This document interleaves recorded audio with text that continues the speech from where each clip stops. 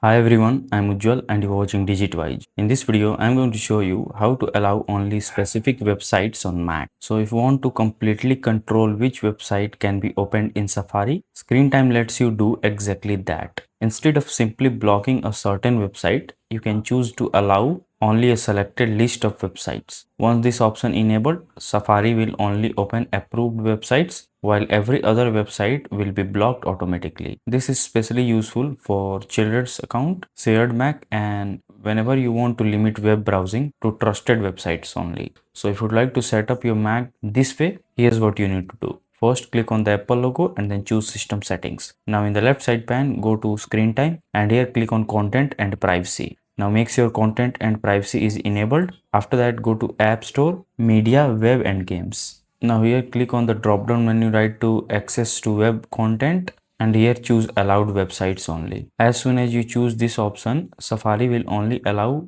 the website included the approved list. If you want to manage that list, click on this customize button and from here you can remove or add any website in the approved list. And from now on, Safari will only access the approved website and every other websites will blocked automatically. So that's it. If this video helps you in any way, then do like it and subscribe to the channel. Thanks for watching.